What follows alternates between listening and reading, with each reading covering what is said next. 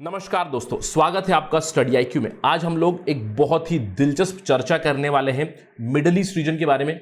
हम लोग बात करने वाले हैं इजराइल के बारे में और ईरान के बारे में। देखिए, हम लोग पिछले 10-11 दिनों से कंटिन्यूसली जो इजराइल और गाजा का कॉन्फ्लिक्ट था उसको कवर कर रहे हैं। आप लोगों ने बहुत सारे वीडियोस देखे होंगे जहां पे हम लोग कंटिन्यूसली बात कर रहे हैं इजराइल पैलेस्तीन इशू का, हमास के बारे में बात कर रहे हैं। लेकिन अगर हम लोग स्टैंड ऑफ की बात करें, काफी अच्छी खबर अभी रिसेंटली ये भी आई है कि there is a ceasefire between Hamas and Israel. तो ये जो स्टैंड ऑफ चल रहा है, इस स्टैंड ऑफ पे हमें एक नजर रखनी चाहिए ईरान और इजराइल स्टैंड ऑफ के ऊपर भी, क्योंकि the violence that has now engulfed the middle East reason which has luckily stopped right now, उसका इंपैक्ट बहुत बड़ा होगा, स्ट्रेटेजिक इंपैक्ट स्पेशली, क्योंकि ईरान अभी ज्यादा डिप्लोमेटिक ग्राउंड कवर कर रहा है। तो हम लोग यहां पे देखेंगे किस तरह से ईरान और इजराइल के रिलेशंस डेवलप हुए हैं, और इस पर्टिकुलर वायलेंस में जब एक तरफ से इजराइल लड़ रहा है, एक तरफ से गाजा है, हम लोगों ने कुछ न्यूज देखी थी विद रिस्पेक्ट टू लेबनान। तो उसको हम लोग कनेक्ट करेंगे ईरान के साथ और बात करेंगे किस तरह से Iran is gaining strategic advantage right now through this particular issue. Let us begin our analysis. Stay tuned with me, I am your friend Rahul Saigaonkar. और डिस्कशन शुरू करने से पहले मैं आपके लिए एक सवाल लाया हूं। This is a very very important topic from exam perspective. और आप यूपीएससी सिविल सर्विसेज एग्जामिनेशन की तैयारी कर रहे हैं तो वहां पे कुछ ऐसे सवाल आते हैं मेंस में, जैसे कि व्हाट इज प्रॉक्सी वॉर। क्योंकि अगर हम लोग ईरान और इजराइल की बात करें, it is not a direct confrontation. ये तो मैं आपको थोड़ी देर में बताऊंगा क्यों नहीं है वो डायरेक्ट कॉन्फ्रंटेशन, क्यों वो प्रॉक्सी वॉर कहलाया जाता है। और आपको यहाँ पे एग्जामिन करना है the nature of evolution of proxy war, specially since the end of cold war. क्योंकि ये जो टर्म है प्रॉक्सी वॉर, ये कोल्ड वॉर में बहुत प्रोमिनेंट था, क्योंकि एक तरफ था यूएसए, एक तरफ है यूएसएसआर, और दोनों डायरेक्टली नहीं लड़े हैं, दोनों ने दूसरे फ्रंट्स पे लड़ा हुआ है। यानी कि दूसरे फ्रंट्स पे उन्होंने वॉर किया है, दूसरे पार्टीज को सपोर्ट किया है। अगर मैं बात करूं to a large extent, India and Pakistan have also been sufferers of this cold war proxy wars, right. तो यहां पे आप स्पेशल फोकस रखिए एशिया पे। तो हम लोग यहां पे एशिया के बारे में बात करें तो पहले खबर जानते हैं। देखिए, first we know that there is violence going on in Middle East. ये वायलेंस शुरू हुई थी मई 10 को, लेकिन इसकी अगर हम लोग बात करें, the seeds were sown way before.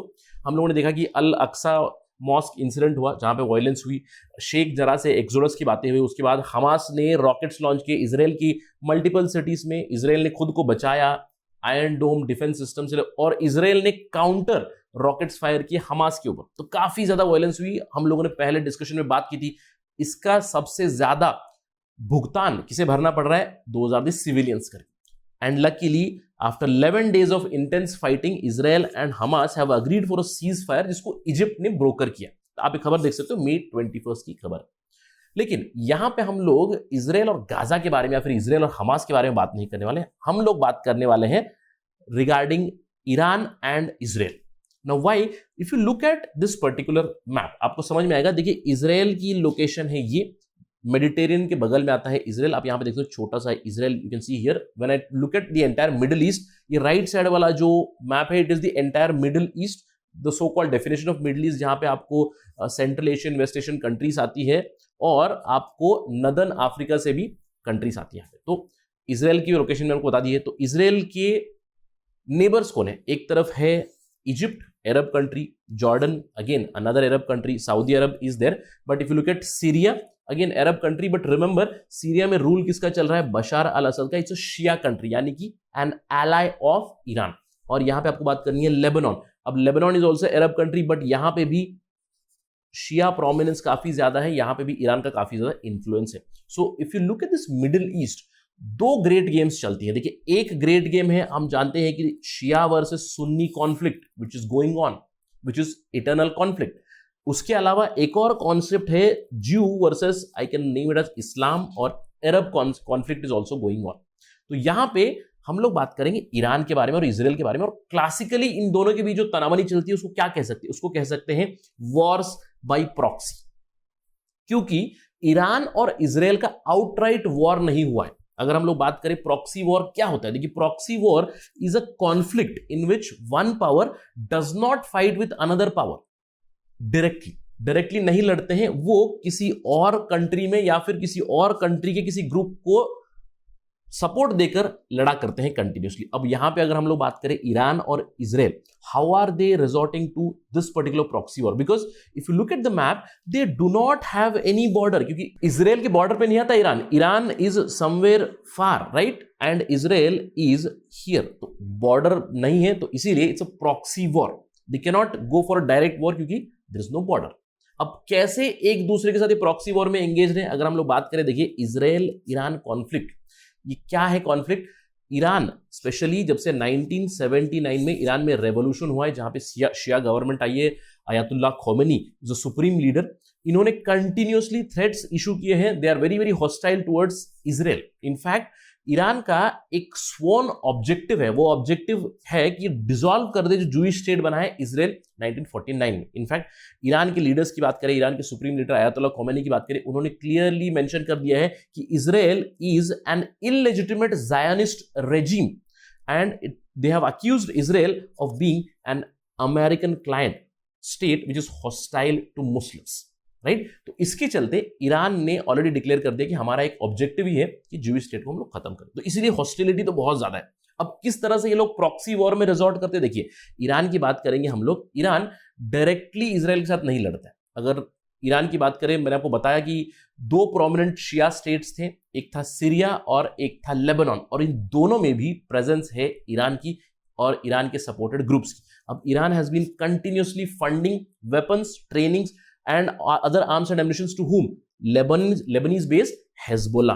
तो अभी हम लोगों ने कुछ दिनों पहले ये भी खबर देखी थी, लेबनान से भी कुछ रॉकेट्स फायर हुए थे इजराइल की तरफ। Although investigation is still on, but it points towards Hezbollah. इसके अलावा ईरान ने सपोर्ट किया है हमास को भी, पैलेस्टीनियन इस्लामिक जिहाद को भी। अगर आपको याद होगा 2006 में जब इजराइल और हेजबोला का वॉर हुआ जो 34 दिनों तक चला, वहां पे भी रॉकेट्स, काउंटर रॉकेट्स फायर किए गए थे। वहां पे ईरान ने कंटिन्यूअसली सपोर्ट प्रोवाइड किया था हेजबोला को। और अगर हम लोग इजराइल की बात करें, इजराइल डज अंडरस्टैंड कि थ्रेट है ईरान से, तो वो भी एक प्रॉक्सी वॉर में लगे हुए। पहले तो देखिए ईरान के जो एंटी ईरान ग्रुप्स है वो ज्यादा प्रोमिनेंट नहीं है वहां पे, but Israel still support some groups like People's Mujahideen of Iran, which is not very prominent proxy I would say. लेकिन इजराइल की जो एजेंसी है, खुफिया एजेंसी है मोसाद, तो उसके एजेंट्स ने, स्पाइस ने काफी ज्यादा मात्रा में ईरान को प्रताड़ित कर रखा है। कैसे? स्पेशली ईरान का जो न्यूक्लियर प्रोग्राम है, क्योंकि अगर ईरान न्यूक्लियर टर्न हो जाएगा तो इस एंटायर मिडिल ईस्ट रीजन में बैलेंस ऑफ पावर बिगड़ जाएगा। तो इसीलिए Israel has been continuously aiming to thwart Iran nuclear programme. आपको याद होगा कुछ सालों पहले ईरान के न्यूक्लियर फैसिलिटी पे एक साइबर अटैक हुआ था, स्टक्सनेट, और ईरान के जो स्पाइस है उन्होंने ईरानियन न्यूक्लियर फैसिलिटीज में, ये कहा जाता है कि दे प्लांटेड एक्सप्लोजिव्स। इजराइल ने ये कोशिश भी की थी कि ईरानियन साइंटिस्ट की हत्या कर दे, assassination of Iranian scientists. So Israel is also resorting to some sort of a proxy war against Iran continuously. लेकिन अगर हम लोग अभी की recent development की बात करें, मैंने आपको कहा कि अभी 11 days conflict चला, जहां पे एक तरफ इजराइल, दूसरी तरफ Hamas, that is Gaza Strip से Hamas was firing rockets, Israel was firing rockets from other side, but all of a sudden we saw one news कि rockets being fired from Lebanon amid fighting in this Gaza। और आप देख सकते हो May 19 की खबर है, जिसके ऊपर we have already spoken about this particular issue also। तो इजराइल ने क्या किया? इजराइल ने ऑब्वियसली रिटेलिएट किया, क्रॉस बॉर्डर लॉन्चेस हुए लेबनान की तरफ भी। अब सवाल ये उठता है कि लेबनान की तरफ से रॉकेट्स किसने फायर किया, and the Poynting it obviously goes towards Hezbollah, and Hezbollah को सपोर्ट किसका है? ईरान का, राइट। तो हम लोग बात कर सकते हैं without any common border right now Israel and Iran are fighting a proxy war, जहां पे एयर पावर की बात करें तो अभी तक एयर पावर वाला वॉर नहीं हुआ है। क्योंकि अगर हम लोग बात करें, देखिए 1967 की हम लोग हमेशा बात करते हैं 6 डे वॉर की, जहां पे Israel comprehensively beat other Arab nations. Why? Because of its superior air power. 6 दिनों में इन्होंने इजिप्ट की एयरफोर्स को ऑलमोस्ट खत्म कर दिया था, तो इसीलिए they were able to win that war very very quickly. But क्या 1967 में जो हुआ वो रिपीट हो सकता है 2021 में? बहुत हद तक नहीं, क्योंकि अभी दूसरे जो स्टेट्स है उनकी भी फायर पावर काफी बढ़ चुकी है, एयर पावर काफी बढ़ चुकी है।